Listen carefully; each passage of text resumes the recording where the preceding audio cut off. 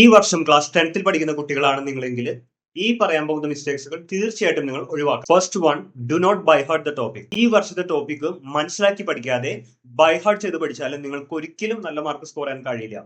കാരണം CBSE തയ്യാറാക്കുന്ന ചോദ്യങ്ങൾ നിങ്ങളുടെ അറിവിനെ അളക്കുന്ന തരത്തിലുള്ളതാണ്. Second point, depending on the NCERT text books only. മാത്സും സയൻസും പോലുള്ള വിഷയങ്ങളിൽ NCERT ടെക്സ്റ്റ് ബുക്കിനെ മാത്രം ഡിപ്പെൻഡ് ചെയ്ത് പഠിക്കരുത്. കാരണം NCERT ടെക്സ്റ്റ് ബുക്കിലുള്ള ചോദ്യങ്ങൾ വളരെ ലിമിറ്റഡ് ആണ്. കൂടുതൽ മാർക്ക് സ്കോർ ചെയ്യാൻ ആഗ്രഹിക്കുന്നെങ്കിൽ കൂടുതൽ ക്വസ്റ്റ്യൻസ് പ്രാക്ടീസ് ചെയ്യുന്നത് ഉചിതമാണ്. മൂന്നാമത്തെ പോയിന്റ് എന്ന് പറയുന്നത് writing unnecessary answers. Social science, English പോലുള്ള വിഷയങ്ങളിൽ റെലവെന്റ് ആയിട്ടുള്ള പോയിന്റ്സ് മാത്രം ആൻസേഴ്സ് ആയിട്ട് എഴുതി വെക്കുക.